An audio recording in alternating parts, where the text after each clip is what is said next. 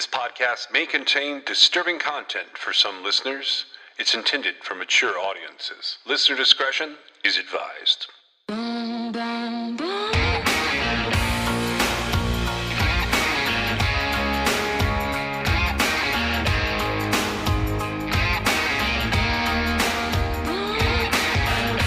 This is True Crime XS.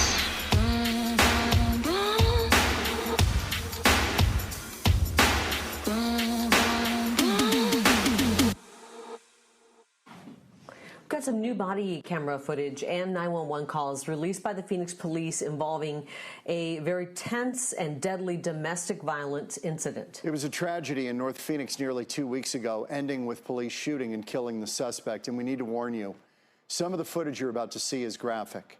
Justin Lum joins us live at police headquarters with more tonight. John Kerry, we're learning more about what transpired after a mother and her son were found critically injured inside their home. A family of four destroyed by domestic violence, and police say the suspect, the father, also wanted to take his own life. Now his young daughter is the only one alive. On the night of October 25th, a resident living near I-17 and Joe Max Road called 911, saying his neighbor, 53-year-old Paul Sarver, wanted to borrow his gun. But I think he's going to hurt himself. I don't know about the other two in the house. Sarver had brought his 11-year-old daughter, Audrey, to their neighbor's home. She's confused and scared and freaking out in my house. She thinks that he killed somebody. Then Sarver calls 911, telling the dispatcher that police needed to come to his house, saying what's going on is really bad. Is anything physical or just a verbal argument? Who is that? It's physical. Sarver did not provide much more information. Who needs medical attention? Better hit. Two officers arrived at the home. Body cam video shows a man later identified as Sarver walk towards them in the street, claiming he has a gun, pointing at the officers.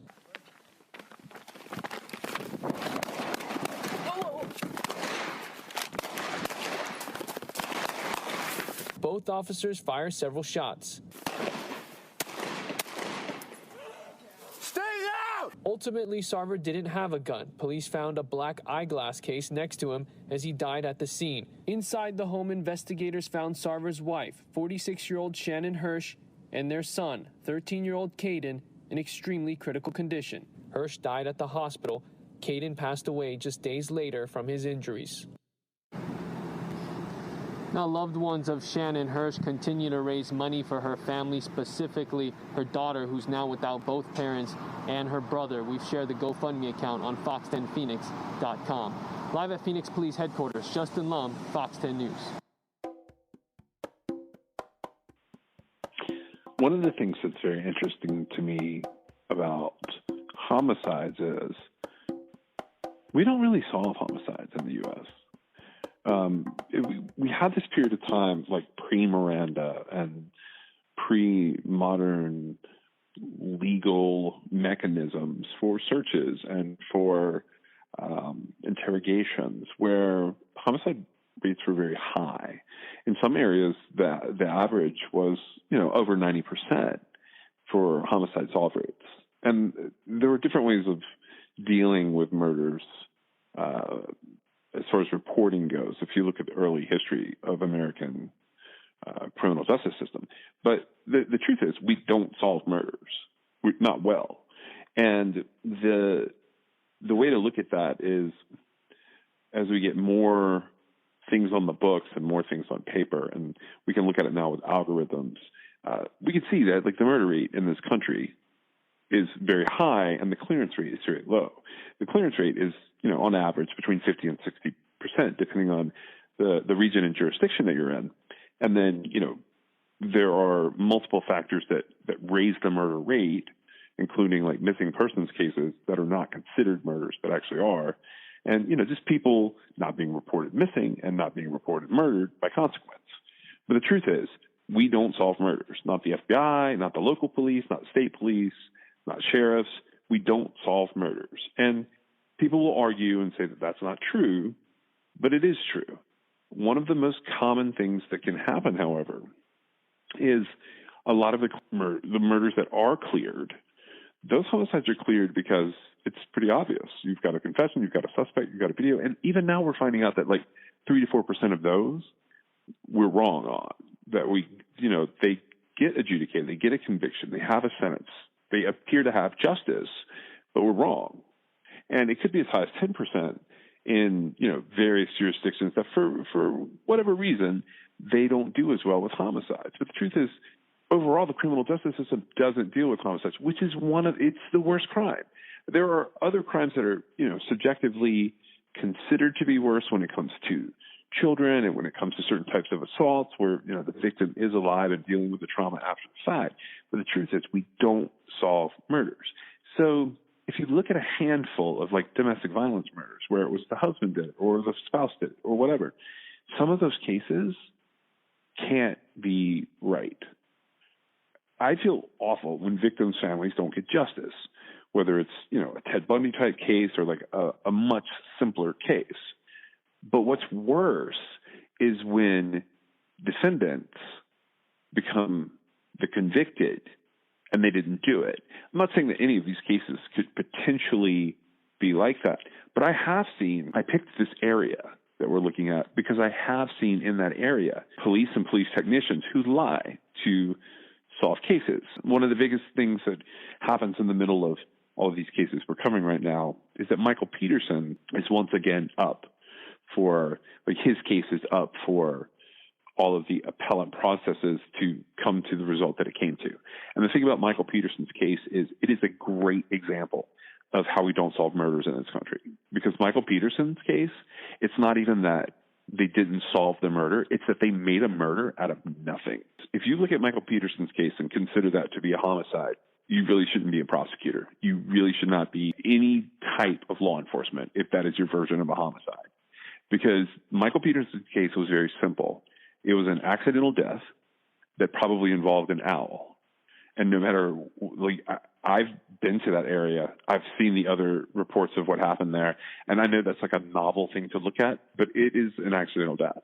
And it, like I said, it probably involved an owl. How else do you explain the evidence on the fringes of it?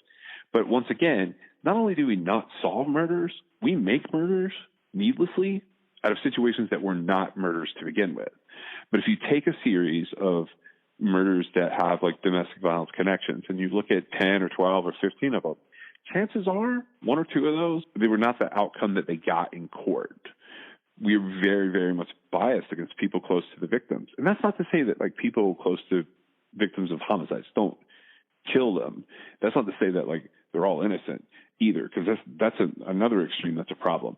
In these cases where you see what is considered to be like very passionate killings, whatever, and they throw in a little premeditation and suddenly he's got a first-degree homicide between 2 spouses, it's not always the case.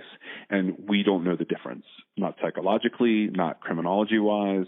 The justice system, it is blind, and that's a problem because it doesn't know what the hell is going on. The state has to prove the husband killed the wife, okay?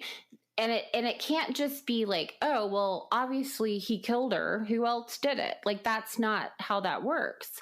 And it could be pretty generally assumed and assumed correctly. A lot of times it is a spouse. I said husband and wife just because that's what we're talking about. But the spouse would be responsible because you don't come across a whole lot of situations where there is somebody with motive and opportunity to kill somebody because of the way like our domestic type lifestyles are.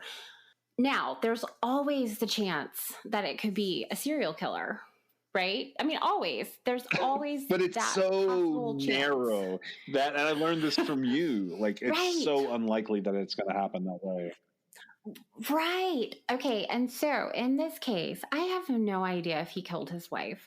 I do know that if he didn't do it, then I would assume it's somebody that it was random and it was a serial killer. But I don't think that's what happened. I do have like one specific question about this. Have you heard the 911 call? I think I just So he says in the 911 call that she was shot. Threw me off.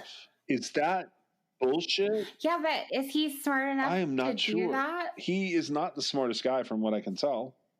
But he was smart enough to take Yeah, the I have plea. no idea, but right. Okay. And so that's another thing that there is something to be said for the holdouts, but there's also something to be said for those who don't hold out Well, I and can get on speak with from their personal life. experience that it's incredibly hard to hold out. Yeah, right. Because you are just pounded. I mean, and I found that a lot of times it doesn't work, even in innocence. Like, you don't end up in a bargaining position, because it is a personal thing for these prosecutors who have to get these convictions, and they're not actually, it's a natural human thing to want to succeed in your career. Well, seeking justice to unsolved cases that you can't solve does not promote your career as a prosecutor. Getting convictions, whether people are guilty or not, is what would promote a career. Now, I'm not saying that that's what's happening. I'm just saying you can sort of follow the yellow brick road the way that goes. Having a spouse convicted is better than having an unsolved case in the eyes of somebody who advances their career by getting conviction. A large percentage of cases that either plea out or go to trial, guilty circumstances for, whatever, it doesn't really matter. Like, and I'm not talking about in just murder cases. Murder cases, it's more interesting to see, because I do think a higher percentage of those go to trial no matter what. I don't even think that's necessarily a matter of innocence or guilt. It's sometimes just a matter of we can't reach an agreement. And that's one of the other things is Raven Abaroa, not one trial. There's going to be a second trial. Doesn't come to the second trial on the eve of the second trial because they reach an agreement. And at that point, he had been in jail for 4 years. So this is what I want to say about this case, and then I'm going to move on to the other one, because it's so weird. First of all, yes, he had been in jail for 4 years. But I want you to think about this. If he didn't kill his wife, he sat there for 4 years in jail. I'm with you. That is horrible. Well, he didn't just get out then. He still had time to serve. He didn't get out until 17. Right. So he had but I'm saying years. If he didn't kill his wife, then this guy just sat in jail for 7 years. And like, even now, there are still articles that pop up in People about that case. There'll be little blurbs just saying like her sister said this or her brother said that. And I'm like, that guy's never going to get away from that. So if he didn't kill his wife, his life is ruined anyway. Right. Okay. So yes, you're correct in that statement. But why is that the assumption? The reason that accepted as the fact that, like, okay, he sat in jail for 7 years and may or may not have killed his wife is because he is assumed to have killed her. And there's no good answer here, by the way. This is not a thing where I can back it up. I'm just saying if he didn't, it's the worst thing that could ever happen to a person. Well, and you know what? It's interesting that you say that, because I saw a case recently, and this is not one we're covering, but just really quick. What I saw was that it was a husband whose wife disappeared. She ultimately was found killed, and the husband was really surprised that he was suspect. It was very brief, though, and it ended up being somebody else that had killed her. And it was one of those rare situations where I don't feel like, watching the husband talk, that he realized how close he was to spending the rest of his life in jail without additional information that the cops bothered to go and get. And so what I thought about that case was, what made them entertain the information that they received? It's called doing their job. And they didn't. Well, I understand that, but it was still amazing that they didn't just hone in on him and convict him. That's so many times. And sometimes that's what it's happens. laziness. But okay, the reason though, honestly, and we don't know for sure, but just sort of a general observation, the reason that it happens and it's sort of accepted is because it most of the time is. They most of the time did it. Who else knows somebody well enough? Yeah, but there comes a point in there where the unless statistics start to get skewed. If enough husbands just plead out and cops just keep going, oh, well, they did it then, Okay, yeah, but take out let's not look at the adjudicated portion of this. Let's just look at events and think about it just, briefly. And it could be male or female. When a spouse dies, fortunately, we still live in a society where most people don't go around murdering other people for no reason. When you are married, with or without children, working or staying at home with your children, how much, especially right now during the pandemic, I mean, this is a different world, but how much interaction do you have the opportunity to have with people that could get close enough to stab you to death in your bed? Right. Okay. And that's where I kind of say, well, even if somebody was going to kill me, they wouldn't come into my house and stab me to death in my bed. It's somebody that was going to kill me that wasn't my husband. Okay. But what I'm saying is, when you think about it that way, I mean, yes, there are a few serial killers out there, and there are a few random acts of violence that they result in someone being murdered. For the most part, whether they are convicted or not, whether they are, we ever know or not, there's a reason that someone has to have opportunity in proving a murder case as far as the legal system goes, because it's a special set of circumstances that allows for you to end up stabbed to death in your bed. And only so many people would have that. I totally agree with you. And that, I just want to, okay, so first up we had, Janet Christensen, and they've gone back to using the name Christensen with her. She was killed, and then that's 2005. 2006, Michelle Young is murdered in the same area. This is Wake County, North Carolina. Now, the Abaroa case takes place in Durham County, which is next to Wake County. She was always, peppy and alive and smiling, and we would always have a lot of fun together. Linda Fisher took the witness stand heartbroken, sharing memories of her daughter, Michelle Young. She was involved in a language club. She wanted a large school. She would have loved to cheer. We did the road trip, came to NC State, and loved it. Michelle graduated from North Carolina State, went on to get a master's degree, and started a career in accounting. On October 10th, 2003, Michelle married Jason Young. A few months later, they had their first child, a beautiful little girl they named Cassidy. She was a great mother. I love you, Mommy. I love you too. With a baby girl and a husband, Michelle was living her dream. Michelle always wanted to be married, have a family. And that family was growing. In November 2006, Michelle and Jason were preparing for their second child, a boy they planned to name Rylan. Then, tragedy struck. I think my sister's dead. Oh my God. On November 3rd, 2006, Michelle's sister Meredith found Michelle face down in a pool of blood.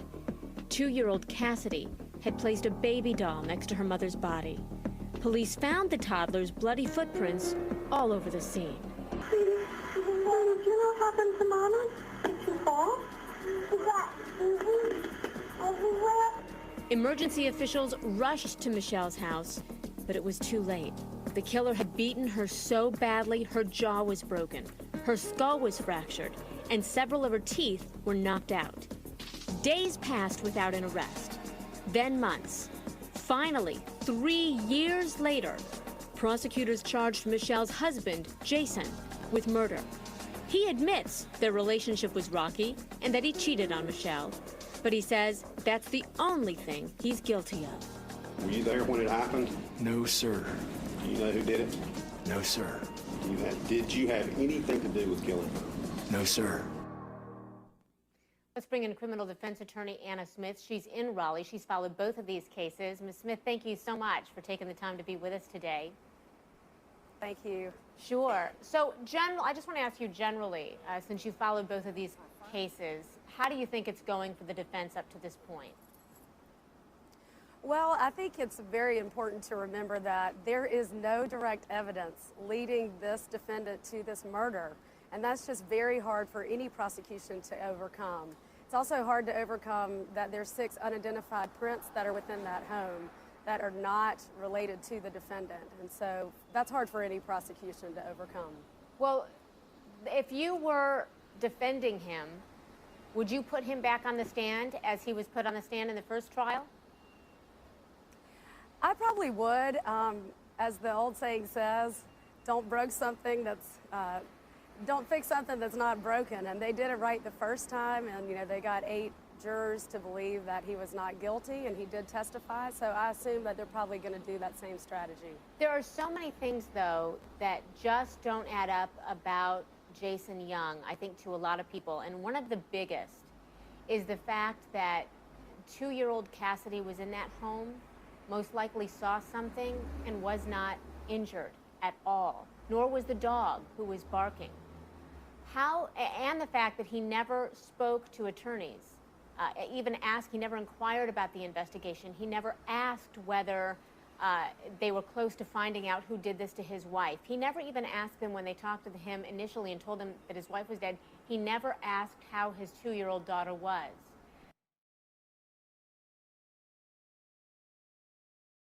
How, from a defense standpoint, do you overcome some of that, which, when I listen to people on Facebook and Twitter, those are some of the things they have the hardest time reconciling? Well, and I certainly understand those concerns. However, of course, I am a defense attorney, but it's my understanding through listening to some of the testimony that he was instructed by his attorneys immediately not to speak to anyone, including that of his family. And that he was just simply complying with their request. So with that being said, it's not that unusual, although to someone outside of the legal field it may seem so. Well, as I understand it, he actually had not hired an attorney yet when he refused to speak to investigators, and he actually hung up on them. How do you explain that away? Because some people may interpret that as guilty. And you're exactly right. Some may do that. My understanding and the testimony that I've heard actually in the courtroom is that when he returned from Virginia immediately to the sister-in-law's house, that while he was there, investigators came to speak to him there, and he simply denied any right or conversations with them, that he had already contacted an attorney. So that was my first inkling that he had already spoken with an attorney just upon his arrival back from Virginia. Mm-hmm. And I know you watched the first trial. One of the new elements of this case was the testimony we've been talking about this morning from the daycare workers and what they observed about 2-year-old Cassidy just days after her mother had been murdered. How do you counter some of what they're saying came out of a 2.5-year-old's mouth?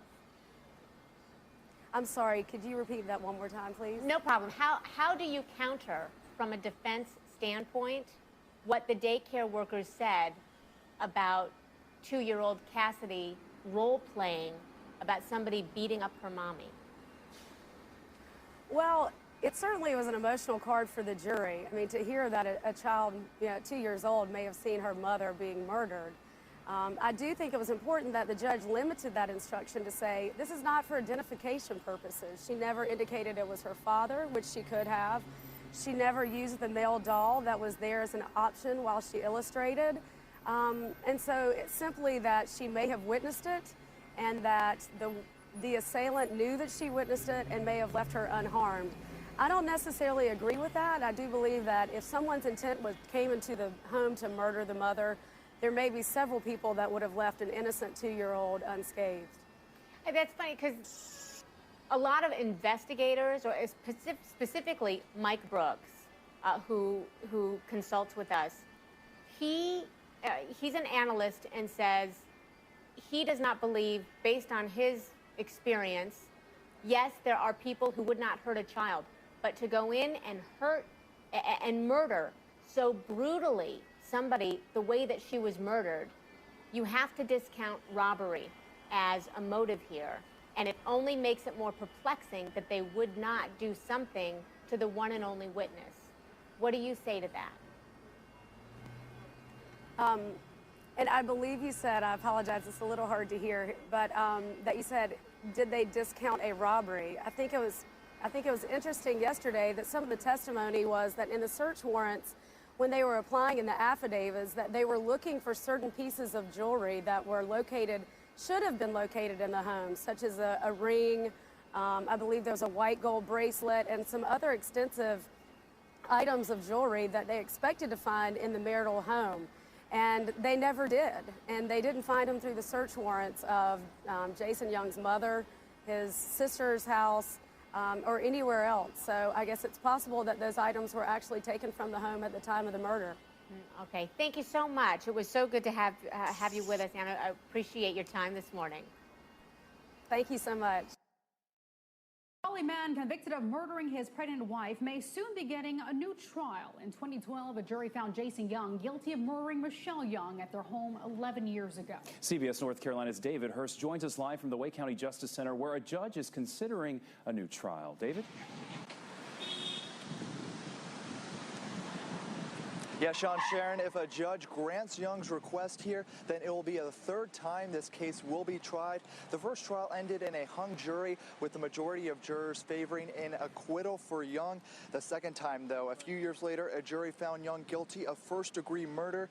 Young ended up appealing that conviction, though, and the Court of Appeals vacated the verdict. However, the state Supreme Court overruled that decision, and now both sides are back arguing over whether or not Young deserves a new trial. Young's attorneys claim his case should be heard again because his defense team was ineffective during the trial when he was convicted. But their failure to do legal research, failure to file motions in limine, and failure to object properly both to the wrongful death and the Slayer Declaration and the child custody complaint was below an objective standard of reasonable performance, and it was deficient. The evidence showed a pattern of behavior on the part of the defendant. Couldn't be faithful to a relationship when they were just dating. He couldn't be faithful to his wife once they were married. Now, the judge says he will take both arguments into consideration, review all the evidence, and make a decision sometime in the next few weeks. Reporting live in Wake County, I'm David Hurst, CBS. Claims he couldn't have committed the murder because he was asleep in a hotel room in Hillsville, Virginia, 3 hours away. Prosecution trying to pick apart his alibi by presenting evidence that suggests Young left his hotel the night of the murder. Let me walk you through their timeline of what they believe happened here. This is a shot of Jason Young checking into the Hampton Inn around 10:50 p.m. on November 2nd. Young then takes the elevator up to room 421, where he swipes his room key card at 10:54 p.m. This next image is Young entering a door that leads into the lobby. Take a look at the time. It's now 11:58 p.m. Here's a shot of Young back at the front desk, also at 11:59 p.m. It appears that he picks up a newspaper. And then he's seen walking down a hallway at 11:59 p.m. Young claims he went outside to smoke a cigar and then went back to his room. But evidence shows Young's room key was only swiped once, just before 11 p.m. The state claims Young left the hotel right around midnight and drove the 3 hours back to Raleigh to kill his wife. That puts him back home around 3 a.m. A newspaper delivery woman says she passed the Youngs' home between 3:30 and 4 a.m.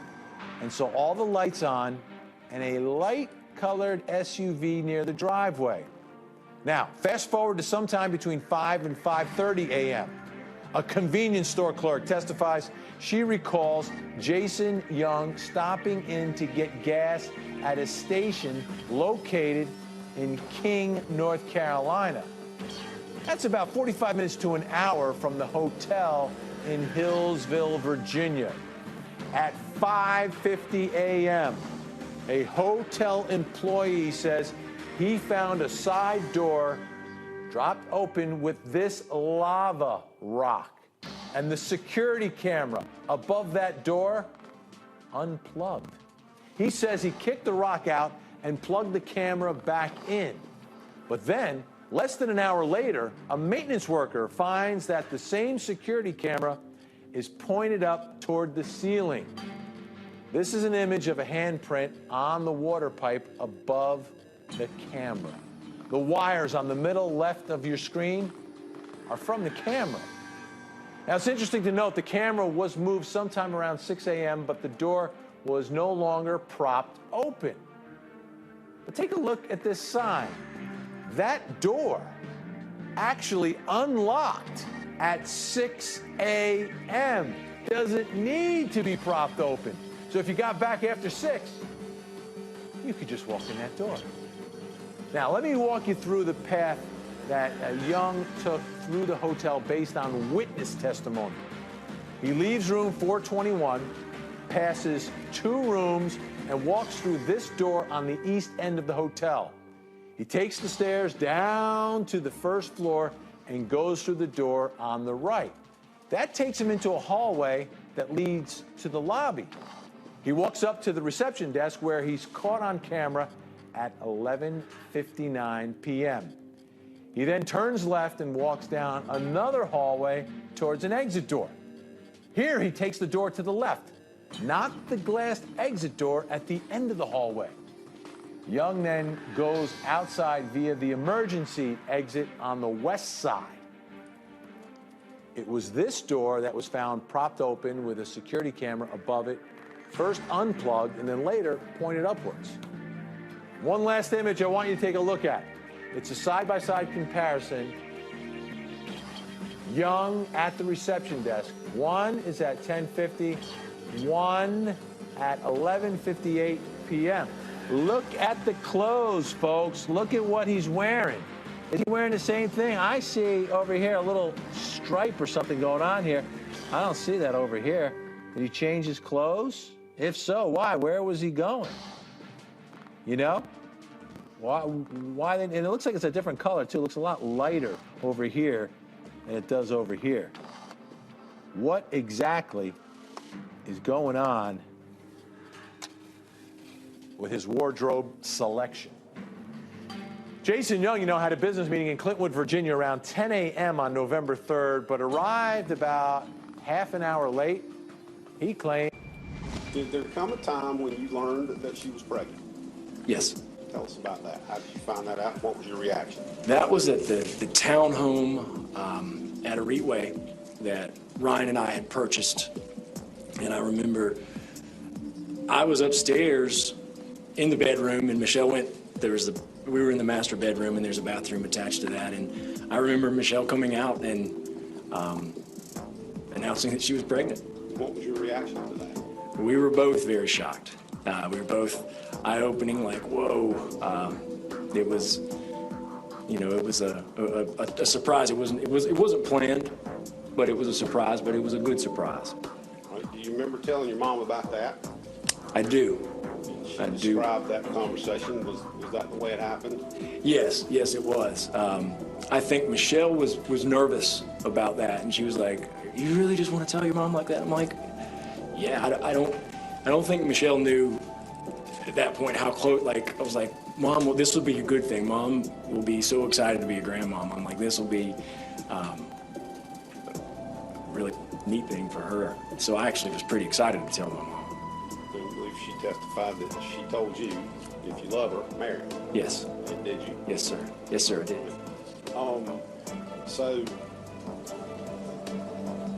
thinking about it in that respect, did her getting pregnant cause you to get married? No, it didn't cause us to get married. It certainly expedited the marriage. It sped up. Made it happen sooner? Absolutely. It made it happen. It made it happen sooner. I think it was eventually going to happen on my schedule. It would have probably been stretched out a little more. On her schedule, it would have probably been a little sooner. So it expedited both of those schedules. When she became pregnant again, how did you feel about that? I was ecstatic. How long, well, not how long, but did it come a time when you learned that that child was going to be a boy? Yes. Tell us about that. How did you find that out, and what was your reaction? Well, we went together. A lot of the appointments, as many of the appointments that I could go on with her, I would go on. And this was the big one, obviously, the one finding out the sex of the baby, if you can. It all depends on if the baby will cooperate. But I remember going on and doing the procedure to show, and you're watching a screen, and I just remember, you know, the baby's moving in there. It's very active, but I remember the the technician, the baby turned, and you could see kind of the legs, and you could kind of see a little. Okay, and you realized it was a boy. Male part, yes. And how'd that make you feel? It was. I think both of us were thrilled. It couldn't be more perfect, and what I mean by that certainly is that we would have been disappointed if it was a girl, because Cassidy, there's nothing that's better than that. But I think we both wanted to experience having a girl and a boy, and it was. It couldn't have been more storybook, and that's right up Michelle's alley, what she would have wanted. How did you find out that she was pregnant? It was typical Michelle fashion. She'd planned it out, and I remember Cassidy, in the toddling stage, toddling into the den, and she had a shirt on that Michelle bought that said, "I'm going to be a big sister," and I don't even think, just being the non-pay-attention person, I don't even think it hit me at first. I remember just seeing more Cassidy and kind of thinking, playing with Cassidy, and Michelle was looking at me kind of like excited-wise, and I remember looking again, and I was thrilled. Wake County, North Carolina. Jason Young. And this is another one that is live streamed and I participate in, but the outcome is completely different. So the gist of his case is Jason Young has one interesting thing going for him. And if he did this, I don't think he could have done it alone. The only interesting thing he has going for him is he has what appears to be a rock solid alibi that the prosecutors just chip away at and chip away at and chip away at. And that is, he is so far out of town that he could not have done the murder. He couldn't have gotten back to do the murder and then driven back, like to the point that like the cops investigated had he rented a helicopter or done something with a private airplane, and they still chip and chip and chip and chip at his case. And this is one of those where I was involved in online stuff with the Young case, and there were some angry people out there, like some generic theories, just to see if like it stood up, what the prosecution was presenting stood up, made people online very angry. Because this was the last case I was like super active with later, because it takes place over, like, it's another one of those, like with Raymond Abaroa, they didn't arrest him right away. With Jason Young, they didn't arrest him right away. And to be honest with you, whoever committed the murder of Michelle Young was a coward. And the reason I say that is because they tried to strangle her to death and end up beating her to death. They like put a number in there and they said it's at least this many times. It was terrible. And she was killed with a small kid in the house, which is same as the other. Right. And her sister found her and called 911. And I've always been bothered by like, what is the real outcome in Jason Young's case? What do you think of this case? I don't think, well, so I was not involved in this case. I know, I did know slightly more than I knew about the other case that we just did. But at this point in my life, I was, not really following anything like this. But a minute ago, I said, oh, wait, that's not this case. And so what I was thinking there, in this particular case, there is a whole bunch of video footage from sort of the hotel, and I assume by this point the whole story has been told. So he was in a hotel, and there's this back and forth about different things happening with surveillance footage at different times during his stay there. So he's out of town at a hotel. The camera is unplugged. There is a rock placed at an exit door. The camera is replugged in and for a very short space of time pointed at the ceiling. He explains that he did leave the door open, but not for the reason they think. So they present all this stuff, like he's on video footage here, there, and this is all the stuff that happens. But they never give an accurate description of when he actually is seen leaving the hotel. Did you notice that? I think that point It really resonated with me because it seemed without closing out the circle of, okay, yes, he's seen here, he's not seen here, these weird things occurred. Where would they present all that without saying, yes, this is when he left? And so based on what I sort of found there, I was like, well, they should have closed that out because I have no idea when he actually left. And the thought behind his case was he had to have rused his business trip, returned home, even though he's shown checking into the hotel quite a ways away from his home. And so he would have had to have left and then returned to the hotel. Well, and as I'm saying that, I actually realized something. Maybe he didn't go back to the hotel. Now, they did say that he had a paper and something else. So he checks in, he supposedly went out to smoke, and supposedly there was some shenanigans with the cameras there, but it doesn't really matter. He made a meeting the next day. But he was 30 minutes late. But even he said being it was because he got lost. I have had those meetings before in the area he's talking about. Here's what he would have had to driven all night to do that if he was also part of the murder. Right. But okay, I don't discount that as being impossible. I feel like if you're going to murder your wife and try to alibi yourself, that would actually be right. the night you drive all night. So ultimately, that's the biggest problem with this case too. And here's what it boils down to. Just like the other cases we're covering, there's a lot of absence of evidence here. He plants some evidence in some smaller size shoes, supposedly, says the prosecution. He leaves his kid there with the body. That's where it gets disturbing for me. Right, but if he did it, he just killed his wife. Like, why is leaving his kid there? Oh, no. So okay, hold on. Of all the cases that we're covering today, this case has the most unique outcome. Do you know what the most unique outcome is? That he was found guilty. They're all found guilty of every. Well, most of them are found guilty. No, two of them. Okay, but hold on. But what I'm saying is this guy's going to be in jail. This guy's going to do life in prison now, I think. I don't think there's any way. I think he's exhausted his appeal. Does that make sense? There's one more issue they could raise. I don't think they're going to raise it. Right, but so he's had trials. So he has had multiple trials.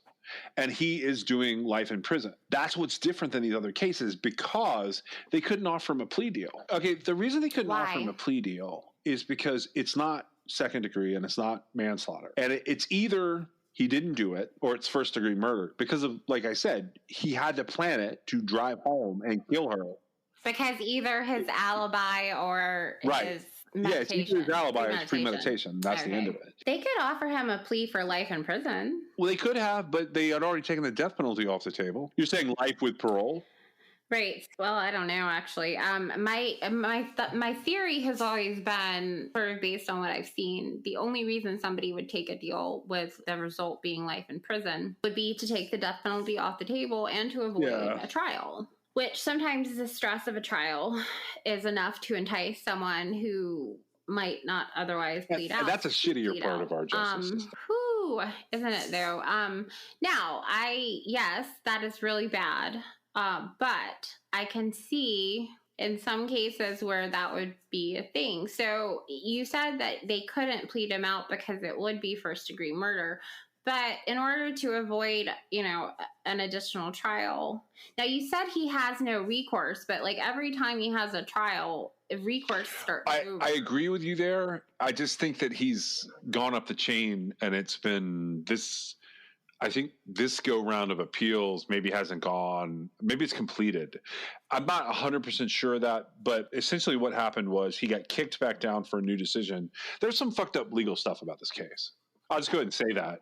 The biggest. Right, but some of it is, some of it was allowing different things in that shouldn't have been allowed in. They didn't completely disagree with everything that was raised on appeal. But so ultimately, this case sort of played out beforehand in a wrongful death suit.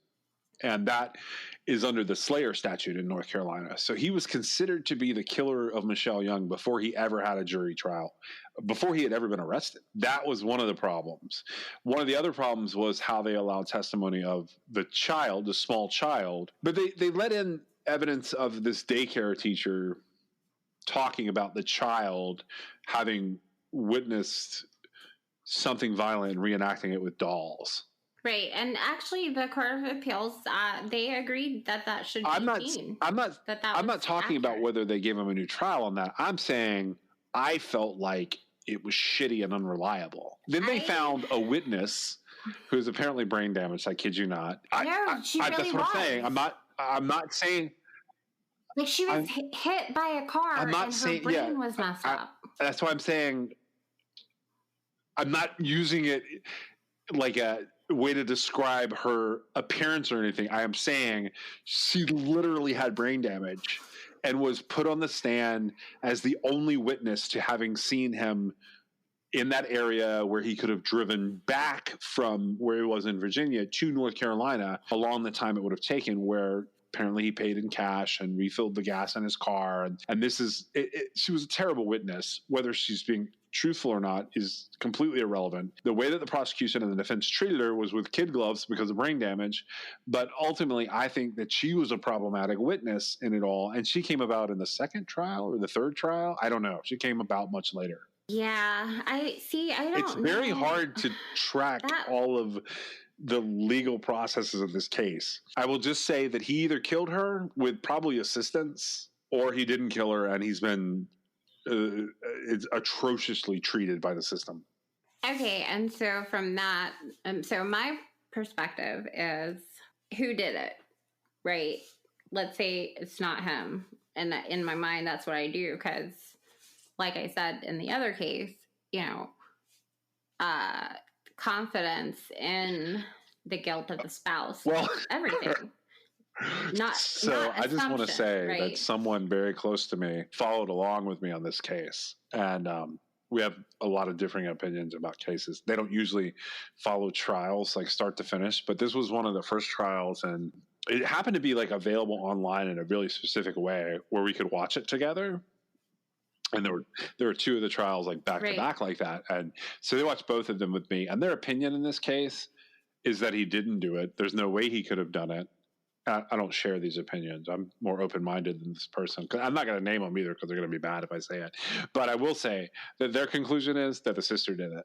That is all they said to me. And I'm like, oh, wow, really?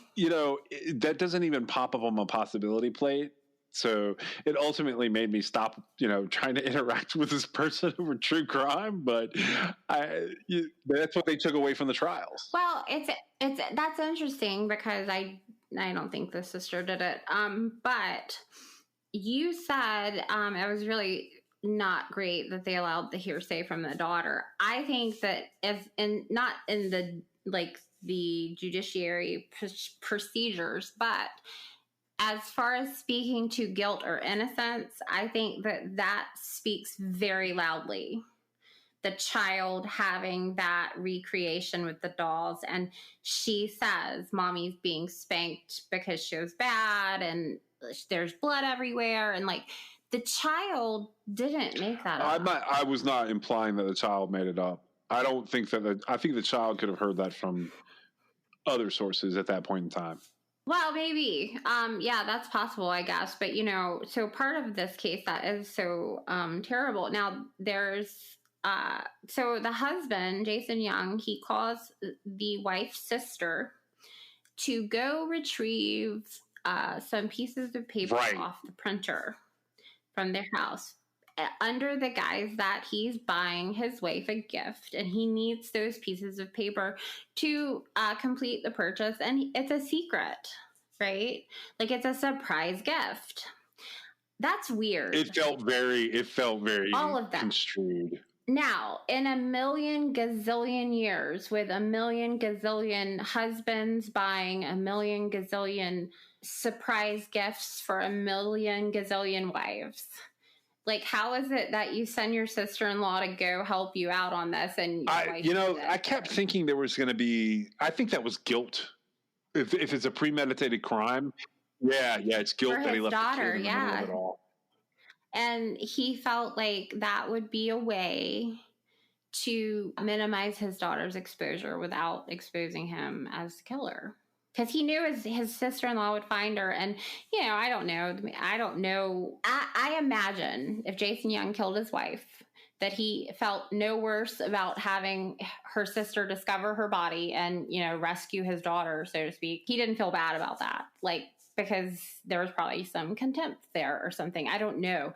I'm just saying that it is highly unlikely. Well, and you know, I could ask more questions, and if I could get the answers, maybe I could make a more firm assessment. But had he ever bought a surprise gift for his wife? No. Had she ever been sent? No, it became a thing in the right. And well, yeah, but okay, so he exposed her to something that otherwise she would not have to have had to deal with. And you know, I don't know if it was a wide opinion that perhaps the sister did kill her, but the sister didn't kill. Oh, I wasn't entertaining that as reality. No, yeah, I know. But so, okay, if not her, if not Jason Young, who?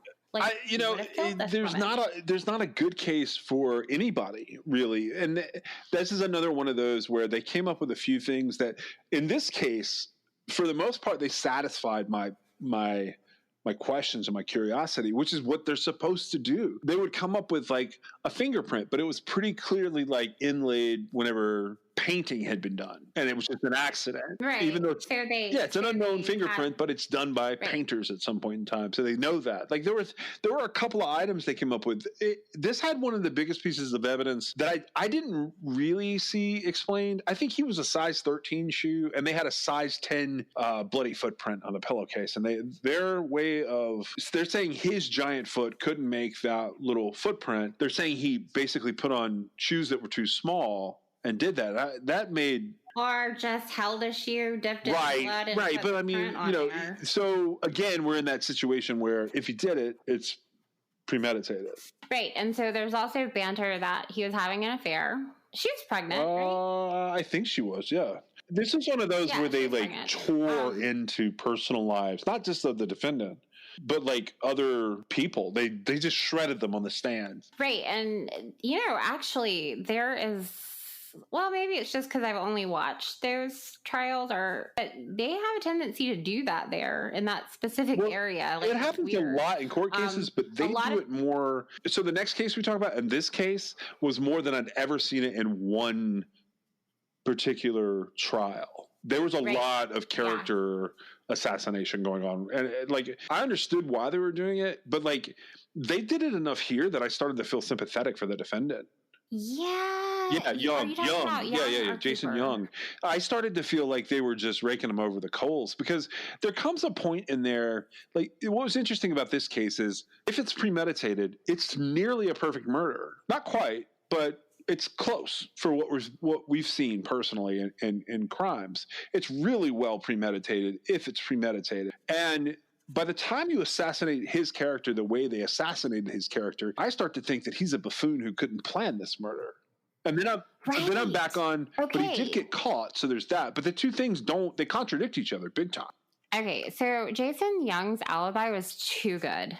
It was too overthought. It was too much, because if it had all occurred and he was innocent, it wouldn't be like this question of whether or not he was innocent. Yeah, it's right. Like if he really was, it became the odds of a lightning strike in there. That's where it starts getting like too, like it's just too perfect, and it's like he was trying too hard to alibi himself and make it impossible for him to have done what he did. Now, something interesting I saw was one of the neighbors. I don't know if they were just talking or if it was actual testimony, but they saw a man and a woman, and you know he was having. I don't think it's the same person though. So his affair was not as involved as, hey, help me murder this person, if that makes sense. Like. Okay, so it was just it wasn't just one. I don't think. That's what I'm saying. Like you get into the good alibi. You're right, though. It does make full circle back around, because he was an awful person. Well, right, and you know, as far as I'm concerned, as you know, I try to not take. Like I don't care if they were an awful person or not. I don't necessarily think. Sometimes the best people could murder somebody. honestly, like from a standpoint. I agree, but like there's just right? a point in time where you have to like make a decision as a prosecutor, and you can bring yourself too far. You can assassinate someone's character or show someone as a buffoon to the point that like you accidentally show that they probably couldn't have committed this crime. Right. Okay. So where did you land with that? Did you land in the... I'm pretty sure Jason Young killed his wife. Right. Okay. And he was not successful. And so that goes along with his buffoonism to the extent and it comes all the way back around like Angela Lansbury style. Right. And because in the event that he really had gone out of town to be at this business meeting and he had stayed at a hotel, like it wouldn't boil down to like, do they believe this alibi or not? Well, it would just be obvious that that's what occurred. And so I guess that one, even though it's the only one in this area where the defendant is still in prison, like right now, we'll talk about that in a second, but that's about to change, but we'll talk about that in 1 second. Do you think he did this? And do you think he had help? I think I never thought about that until I saw where one of the neighbors saw a woman, and then I had taken it in the there was a postal carrier too. There was a neighbor and a postal carrier that both so another thing with that was like two different people saw two different things, and that got confusing. And it was like one saw a soccer like the little vehicle, minivan thing, right, and then another one saw an SUV, a light colored SUV, and it had a man and a woman in it. So even those things you sort of have to take with a grain of salt because they saw two completely different things, right? They're, looking at the case, I don't see where it was anybody else. I don't see, like I've said, like how does someone get stabbed or strangled in their house and have access? And, as far as I know, the little girl didn't allude to anyone else having been there. Well, it was kind of a long murder for the kid not to have seen something or heard something. Right, which she then expressed to the next closest adult that she felt she could, which was the daycare worker. That was her way of and speaking up. So I don't know, again, all these cases to me that we're covering, related to this particular set of episodes, I could be convinced that they didn't do it if it was something weird and you showed me like a pattern of burglaries that were particularly violent in their area. And we'll pick up with the last two cases next week.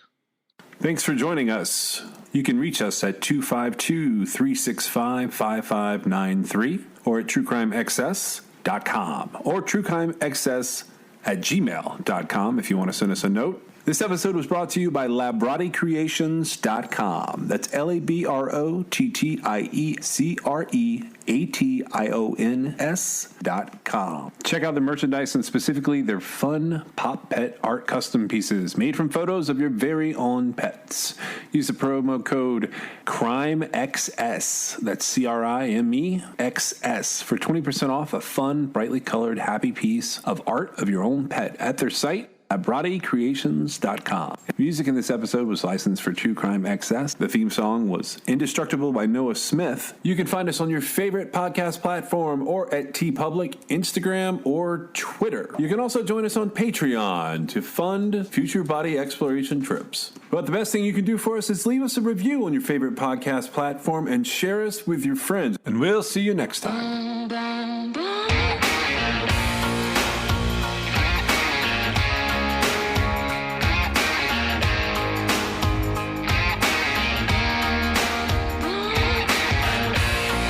This is True Crime XS.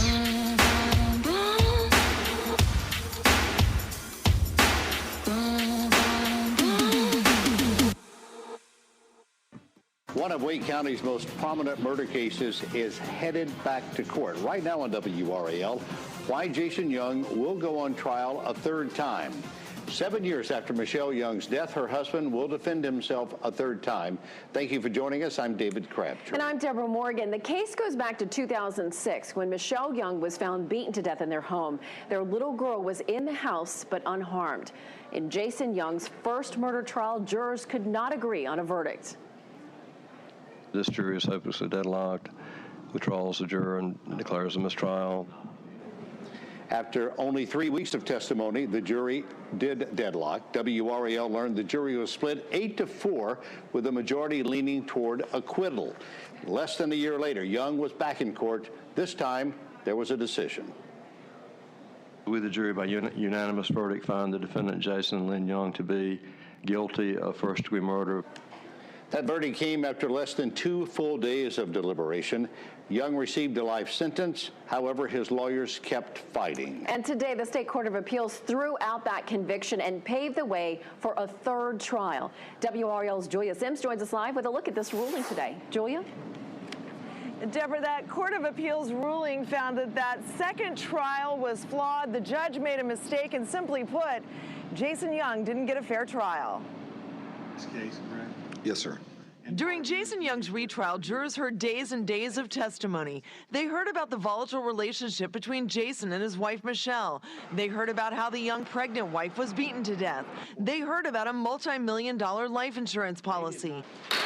But the Court of Appeals ruled the jury never should have heard about a wrongful death lawsuit filed by Michelle Young's family. Was unfairly prejudicial to the defendant.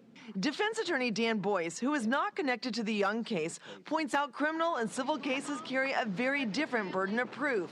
Jason Young refused to respond to the civil suit regarding his wife's murder. By default, he was found responsible for her death. The Court of Appeals said that information likely had an impact on the guilty verdict. It's highly unusual to have both a mistrial and then a reversal and remand for an entirely new trial. In Young's first trial, he testified in his own defense. There was no mention of the wrongful death suit and its outcome. In the retrial, Young didn't testify, and jurors heard about that civil suit.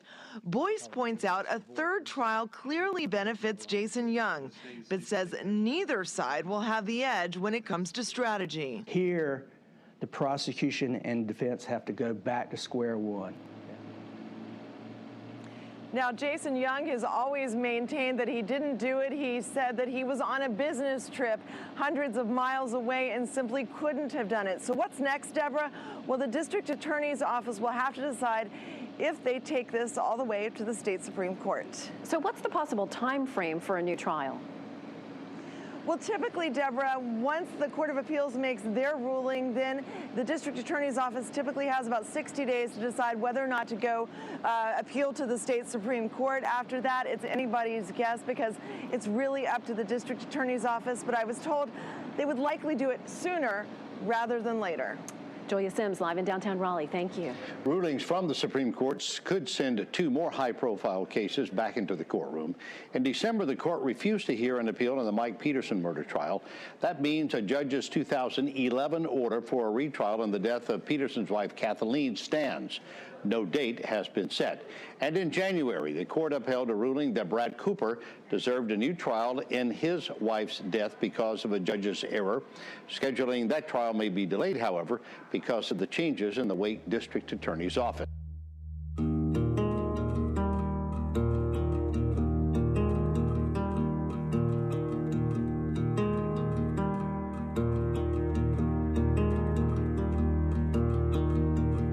Love is circles and love is first when it lasts.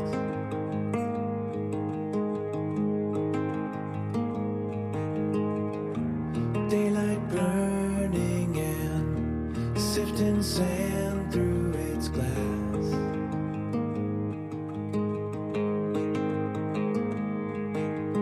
Tracks in the sky like highways of gold. Sweet lemon breeze that flew through the cold. I belong to you. Eyes that see right